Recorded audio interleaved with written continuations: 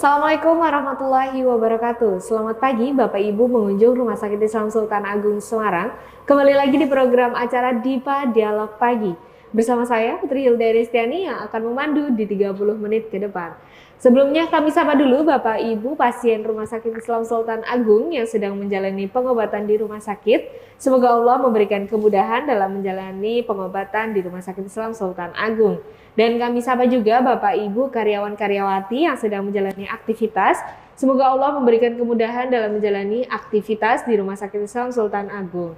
Dan kami sapa juga Bapak Ibu pengunjung Rumah Sakit Islam Sultan Agung. Kami ucapkan terima kasih atas kepercayaan pelayanan kesehatan di Rumah Sakit Islam Sultan Agung, Semarang dan Banjarbaru. Nah, pada pagi hari ini kita akan membahas tentang mengenal lebih dekat terapi bicara. Dan yang seperti kita ketahui bahwa melihat tumbuh kembang anak secara baik dan bertahap adalah keinginan banyak orang tua. Namun ada satu tahapan yang memang sangat penting ya bagi tumbuh kembang anak.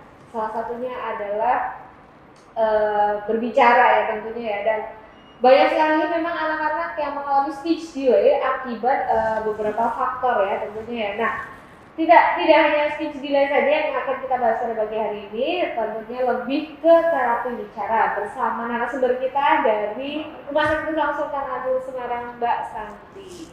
Ya. Assalamualaikum Mbak Santi. Waalaikumsalam warahmatullahi wabarakatuh. Gimana kabarnya nih Mbak Santi? Alhamdulillah baik. Alhamdulillah baik ya. Ini kayaknya lagi seger-seger banget ya Mbak Santi ya. Menikmati awal tahun di 2022 ya. Semoga tahun ini memang memberikan banyak keberkahan tentunya ya dan kesehatan. Nah, Mbak Santi mengingat dengan pembahasan kita pada pagi hari ini yaitu mengenal lebih dalam tentang terapi bicara nih ya. Tentunya bisa nih Mbak Santi dikasih tahu dulu nih untuk para pemirsa yang sedang menonton acara Dipa pada pagi hari ini. Sebenarnya terapi bicara itu seperti apa sih? Apakah hanya kita ngajarin ngomong aja atau ada apa strategi khususnya nih? Iya. Silakan. Oke. Terapi bicara itu adalah bidang pelayanan kesehatan yang menangani tentang bahasa, bicara, suara, irama kelancaran dan juga menelan. Jadi ada 5 bidang garapnya terapi bicara, Mbak. Ada kalau taunya orang-orang itu kan apa sih cuma diajarin ngomong gitu aja ya. Tapi aspek berbicara itu ada bahasa juga, ada bicaranya juga, ada suaranya juga. Jadi banyak faktor yang mempengaruhi untuk kita bisa berbicara. Oh, banyak faktornya ya tentunya ya. Iya. Jadi memang yang saya tahu nih bahwa terapi bicara itu hanya untuk anak-anak speech delay ya. Apakah memang benar hanya untuk anak-anak saja nih Mbak? Tidak untuk orang tua nih? Enggak sih Mbak, terapi bicara itu untuk dewasa bisa. Dewasa juga? Dewasa bisa, terutama biasanya itu pasca stroke itu biasanya. Pasca stroke ya? Terus kalau untuk anak-anak tidak harus yang terlambat bicara juga sih. Kadang ada anak yang bisa bicara tapi kemampuan berbahasanya itu tidak sesuai dengan usianya. Baik. Jadi itu juga bisa diterapi bicara juga. Kita ngejar ke kemampuan berbahasanya dia. Misal anak itu usianya itu 3 tahun, tapi kemampuan bahasanya itu masih setara dengan anak usia 1 tahun. Oh, itu masih juga ada dikatakan juga terlambat itu ya? juga seperti itu. Baik. Jadi memang tidak hanya untuk anak yang speech delay ya tentunya ya, tapi memang ada untuk orang dewasa yang terkena stroke juga ya. Baik. Nah, Mbak kira-kira untuk yang orang dewasa terkena stroke nih ya, hal-hal yang memang harus dilakukan para terapis ini untuk melakukan terapinya pada orang-orang yang terkena stroke itu seperti apa sih? Tergantung diagnosa sih Mbak biasanya. Tergantung diagnosa. Karena diagnosa itu kan berbeda-beda. Ada misal orang tua yang setelah stroke itu dia mengalami gangguan berbicara itu seperti bicaranya kurang jelas, atau kesulitan untuk menyampaikan apa yang ada di pikiran itu bisa, atau mungkin kesulitan menelan sampai harus pakai sonde ya kalau bahasanya kita, selang yang dipasang di hidung itu loh Mbak, untuk makan sama minum itu juga bisa, beda-beda. Gitu ya. Jadi memang ada tahapannya juga. Iya, ada tahapannya juga. Penanganannya juga tergantung sama diagnosanya juga. Penanganannya juga tergantung sama diagnosanya ya, baik. Jadi memang per diagnosa memang pelayanannya beda-beda ya. Tapi memang yang paling sering nih Mbak, Mbak Santi mungkin pernah mendapatkan pasien yang terkena stroke, itu gimana sih cara menerapinya? Biasanya itu lebih sering ke disartria, kalau enggak ke afasia sih Mbak biasanya. Disartria itu bicaranya tuh cenderung kayak pelo, Mbak. Bicaranya itu cenderung pelo, jadi itu pasien itu kesulitan untuk mengucapkan huruf-huruf tertentu. Itu karena faktor biasanya lidah bisa mempengaruhi, rahang juga bisa, mulut atau kontrol air liurnya itu juga bisa.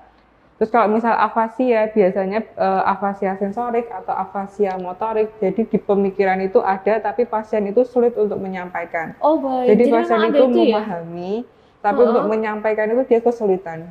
Jadi lebih cenderung ke diem biasanya, diem atau cuman gitu bisa. Tapi memang itu kebanyakan kasusnya itu untuk stroke ringan atau memang sudah berat nih Mbak?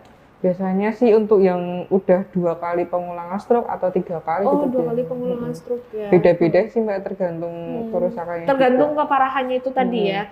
Baik, jadi memang ada ya Mbak yang memang terapinya sendiri ya untuk para pasien yang terkena stroke itu ya. Baik, jadi memang ada tergantung diagnosanya juga baru bisa melakukan penanganan ya. Baik, nah Mbak, kira-kira nih ya kita kembali untuk terapi anak-anak nih. Nah, gimana sih peran terapis ini untuk membantu anak-anak supaya tidak mengalami supaya menyembuhkan ya, mungkin bukan menyembuhkan ya, lebih ke terapi ya, terapi anak-anak yang memang terkena speech delay nih. Gimana nih perannya? Kalau untuk anak yang terkena speech delay itu biasanya kita lihat dulu dia usia berapa Mbak.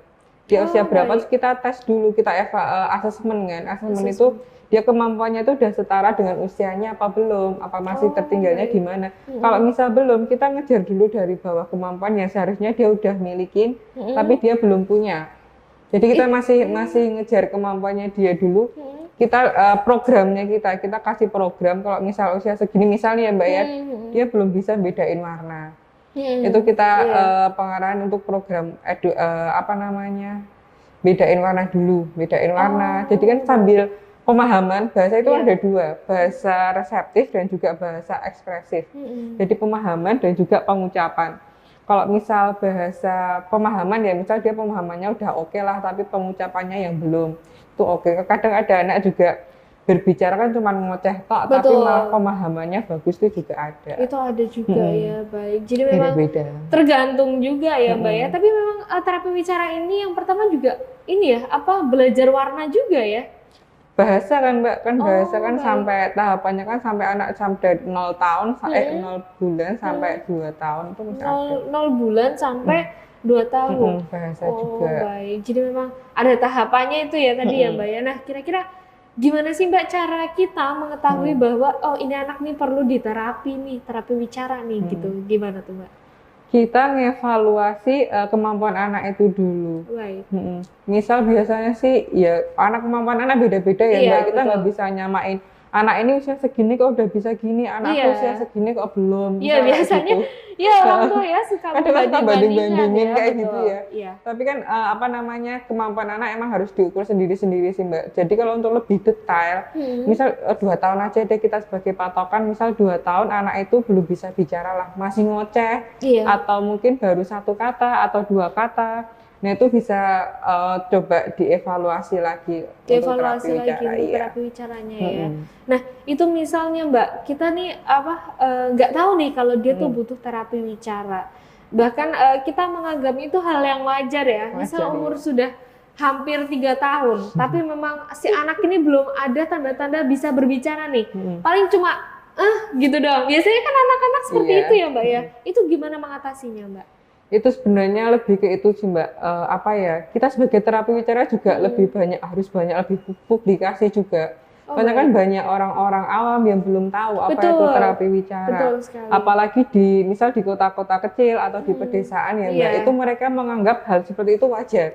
Tapi kalau misal orang tua tuh care, bisa mengupdate ilmu atau mungkin dia lebih perhatian sama anaknya, itu bisa untuk evaluasi kemampuan anak itu juga.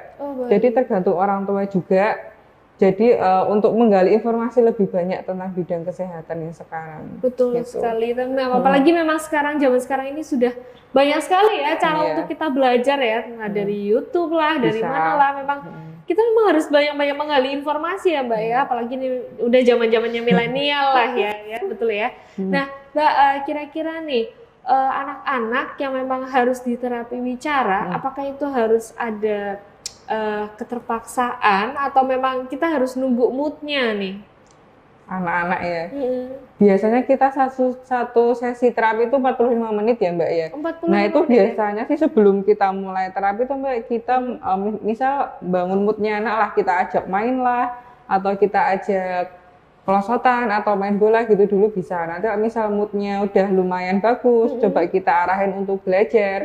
Tapi biasanya cenderung anak beda-beda sih Mbak. Betul, kadang ada yang bosen, kadang ada yang masih nangis, kayak gitu juga. Jadi biasanya itu untuk adaptasi juga butuh waktu juga. Juga butuh waktu ya. Memang harus sabar ya tentunya sama anak-anak ya Mbak. Nggak bisa langsung dipaksa nih. Kamu ayo belajar gini. Nggak bisa ya, malah tambah nangis. Malah mungkin jatuhnya ke tantrum, betul ya Mbak ya. Baik. Nah Mbak, kira-kira nih di Rumah Sakit Islam Sultan Agung ini apakah fasilitas untuk belajar tadi terapi bicara itu memang sudah lengkap atau gimana? Aku harus izin deh. Sudah lengkap ya? Iya, udah lengkap, udah bagus.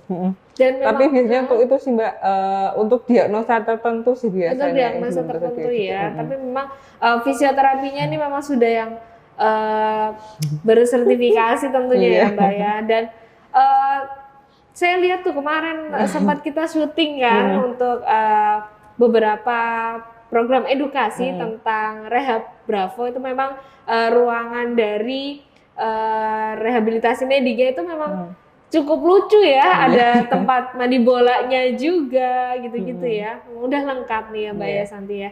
Nah Mbak Santi, tadi kita sudah membahas banyak sekali tentang terapi bicara ya, dari untuk anak-anak yang terkena speech delay, dari orang tua, mungkin orang yang lanjut usia yang terkena stroke, dan masih banyak lagi nih yang sudah kita bahas nih pemirsa ya, tentunya dengan narasumber kita nih Mbak Santi. Nah Mbak Santi, kita akan membahas lagi nih, kira-kira manfaat dari terapi bicara sendiri nih, apa sih? Manfaat terapi bicara ya Mbak ya, kita bisa mengetahui kemampuan anak itu sampai usia berapa. Kalau misal dikatakan terlambat, kita bisa mengejar kemampuan anak sesuai dengan usianya. Baik. Kalau misal bicaranya belum jelas, kita juga bisa artikulasi juga. Terapinya diartikulasi, nanti bisa membantu bicara itu lebih jelas. Baik. Kalau tidak bisa, misal dia itu merangkai satu kalimat itu kesulitan, kita juga bisa dibantu gitu juga. Bisa dibantu ya bisa tentunya dibantu juga ya. di program terapi untuk merangkai kata. Bisa. Baik, jadi memang itu tadi ya Mbak ya, manfaat dari terapi untuk anak ya. Baik, nah Mbak, kira-kira nih Mbak, ciri-ciri anak yang memang harus pada saat tumbuh kembang nih, apalagi berbicara nih, hal pertama yang memang harus keluar itu kira-kira apa sih? Hal pertama yang harus keluar suara gitu misalnya. Misal aktivitas sehari-hari, kita lihat aktivitas anak itu sehari-hari Mbak. Misal dia itu minta sesuatu atau dia itu menunjuk sesuatu atau apa itu, verbalnya itu nggak ada, dia tuh nggak mengeluarkan suara sama sekali. Jadi dia lebih cenderung menunjuk. Cuma nunjuk gitu aja ya? Kalau enggak dia cenderung kayak nangis saja. Jadi dia mengharapkan orang lain itu paham apa yang dia mau tanpa dia tuh mengucapkan. Tapi kalau seperti itu tuh Mbak, kalau orang tua langsung memahami, misal anak itu, oh ini anaknya tahu mau diambilin ini gitu, anak akan malah justru itu dijadikan anak sebagai senjata. Jadi dia nggak akan ada inisiatif untuk berbicara. Karena dia dengan nangis aja, dia menganggap orang tuanya udah tahu apa yang dia mau. Dia mau ya. Tapi kalau misal kita pura-pura nggak tahu nih Mbak, dia itu mau apa, jadi kita kayak memotivasi anak itu untuk berbicara dulu apa yang dia inginkan. Jadi nanti baru kita ambilkan, seperti itu. Baik, itu tadi ya. Jadi kalau sehari-hari dia hanya menunjuk, kalau nggak cuman menangis atau apa gitu, itu udah dipastikan anak itu keterlambatan berbicara juga. Sempat ya, memang keterlambatan bicara itu memang kadang terlihat ya Mbak ya? Iya, terlihat. Terlihat, kadang juga samar juga ya. Tapi biasanya kan cenderung orang tua atau orang sekitar itu kurang merespon lah sebenarnya. Iya, kurang peka tentunya ya terhadap anak ya. Nah Mbak, kira-kira nih hal yang memang harus dihindari nih pada saat terapi wicara ya, hal-hal yang harus dihindari pada saat kita agar terapi wicaranya itu lancar. Kira-kira apa aja Mbak? Agar program terapinya itu lancar, biasanya kita selesai sesi terapi itu kita mengedukasi pasien. Kita mengedukasi pasien, kita edukasi orang tuanya juga. Jadi misal Bu nanti di rumah misal diajarkan seperti ini, coba dihindarin seperti ini, jadi seperti itu. Tetap program yang di rumah yang menjalankan orang tua. Jadi tingkat keberhasilan tetap di orang tua. Tetap di orang tua tadi. Program itu di rumah dijalankan atau tidak. Atau malah kadang kan ada orang tua yang lebih memilih biasanya aku mau gini dulu terpaksa tak kasih HP biar anak itu diem. Seperti itu biasanya. Jadi orang tua yang maunya caranya instan aja. Betul sekali. Mau caranya instan agar anaknya diam. Betul, tapi memang gadget ini salah satu pengaruh besar nggak sih untuk memperhambat terapi wicara ini, Mbak? Kalau untuk sekarang sih Mbak, eranya tuh era gadget ya. Iya, betul sekali. Anak dianggap pintar, orang tua menganggap bangga karena anaknya tuh bisa bermain gadget. Betul. Tapi kalau ternyata nanti mempengaruhi tumbuh kembang anak, itu nanti baru orang tua yang bingung. Betul, betul sekali. Nanti baru dikasihkan ke terapisnya. Iya. Terapisnya yang harus mengolah semuanya dari awal lah. Karena dia kan keterlambatan karena faktor kalau kita lihat gadget gitu kan anak cenderung diem ya Mbak ya. Dia cuma diem, cuma ngeliatin, jadi nggak ada aktivitas berbicara sama sekali. Dia mengamati gitu ya Mbak ya, itu biasa gitu ya. Ngapalin aja. Ngapalin aja ya, dan itu memang salah satu faktor terbesar anak mengalami speech delay ya Mbak ya. Baik, nah itu kan tadi untuk anak nih Mbak. Kira-kira untuk orang yang terkena stroke nih, kira-kira hal yang memang harus dihindari supaya terapi wicaranya tuh lancar apa saja Mbak? Kalau stroke kan biasanya orang tua dewasa itu banyak faktor sih Mbak, kan ada orang tua yang juga dia itu punya tensi tinggi. Oh iya betul. Punya tensi, punya gula atau karena jantung juga bisa. Jadi karena jantung juga bisa. Jadi kalau misal program terapi wicara itu sebisa mungkin kita lihat kondisi pasien juga. Jadi sebisa mungkin tetap tidak mengganggu kondisi fisik pasien itu juga. Kalau misal pasien itu udah merasa capek atau lelah, bisa mungkin udah istirahat aja. Jadi kalau misal pas santai atau apa gitu sambil latihan gitu bisa. Sambil latihan bisa ya. Iya. Nah Mbak, kira-kira Mbak ada nggak sih alat bantu ya untuk terapi wicara sendiri? Kalau alat bantu untuk terapi wicara tergantung dari orang itu yang mengalami kesulitan di area mana. Misal di area lidah ya Mbak ya. Lidah itu kan misal kita stimulasi lidah itu kan biasanya elevasi lidahnya itu ke atas, ke bawah, ke kanan, sama ke kiri. Jadi faktor gerakan lidah. Karena lidah itu kan berpengaruh sangat besar untuk salah satu faktor untuk berbicara. Betul, ya. Kalau misal kita kesulitan menggerakkan lidah ke atas, itu biasanya kita bantu pakai tong spatel. Apa itu Mbak? Tong spatel. Jadi alat bantu buat menaikkan lidah. Ada dari besi, ada dari kayu juga. Jadi kita untuk membantu menggerakkan lidah itu ke atas, untuk mendorong ke bawah atau ke kanan atau ke kiri seperti itu. Tapi tetap sebisa mungkin pasien itu kalau bisa ya dilakuin mandiri. Tapi kalau emang pasien itu kesulitan, kita bantu pakai tong spatel dulu nggak apa-apa. Ya. Baik, memang itu salah satu alatnya. Ada lagi Mbak yang memang harus? Kalau untuk anak-anak alat itu lebih ke untuk terapi bahasa, lebih ke kartu-kartu, misal kartu artikulasi atau kartu pemahaman tempat, kartu kata kerja, kartu asosiasi seperti itu.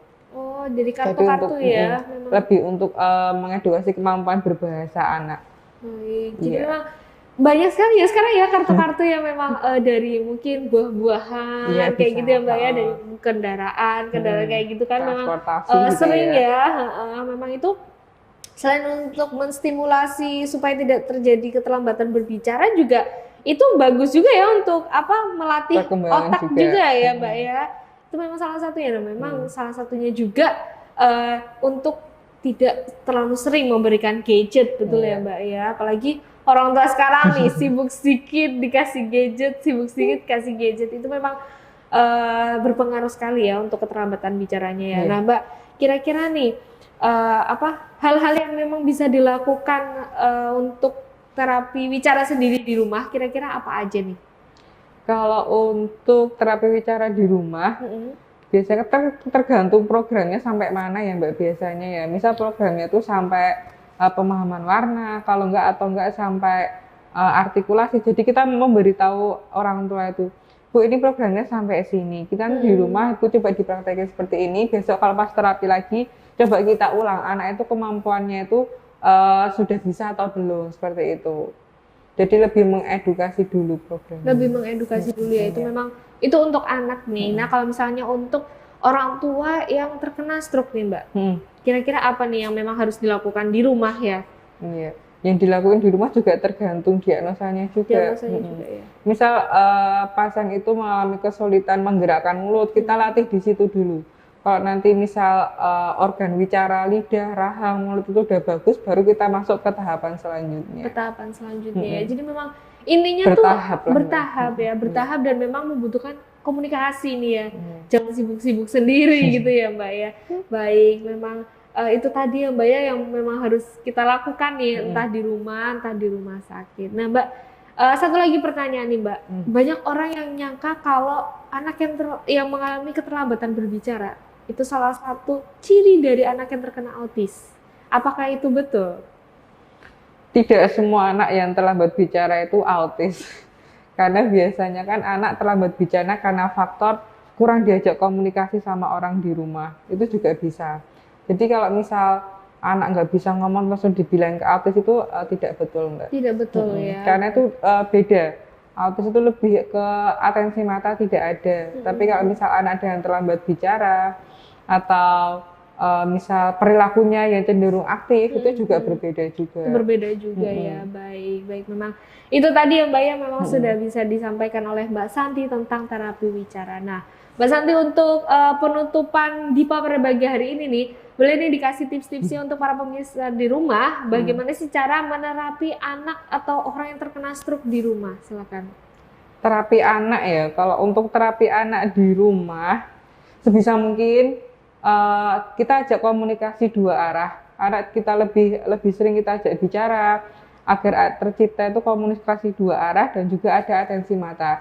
Sebisa mungkin hindarin anak itu cenderung diam atau cuman mainan gadget atau cuman lihat TV seperti itu. Jadi anak lebih sering diajak berbicara, diajak komunikasi, diajak interaksi dua arah, itu akan mendukung tumbuh kembang anak. Kalau untuk orang tua, untuk dewasa, kita programnya tergantung diagnosa Mbak. Jadi tidak semua diagnosa itu dilakukan ini, tidak semua diagnosa melakukan ini. Jadi lebih spesifik lagi. Kalau misal untuk mengetahui kondisi lebih detail, untuk evaluasi lebih detail atau mengetahui kemampuan anak lebih jelas lagi, silakan bisa mengunjungi Polirehabilitasi Medik Rumah Sakit Islam Sultan Agung Semarang. Baik, wah itu tadi komplit sekali ya Mbak Santi ya. Memang kita harus sebelum kita menyimpulkan bahwa ini nih harus terapi bicara, kita memang harus ngobrol dulu nih ya dengan dokter spesialis, mungkin spesialis anak atau memang yang terkena stroke mungkin memang salah satunya ya dokter saraf juga ya. Baik, terima kasih Mbak Santi untuk waktunya nih. Saatnya kita pamit nih untuk para pemirsa di rumah. Baik pemirsa di rumah, terima kasih untuk tidak terasa ya kami sudah menemani Anda di 30 menit ke depan. Tentunya jangan lupa untuk tonton terus beberapa program Hospital TV lainnya seperti DIPA, Rehat, ASI dan juga Sahdu. Baik pemirsa, saatnya saya beserta kru yang bertugas pada pagi hari ini pamit undur diri. Wassalamualaikum warahmatullahi wabarakatuh.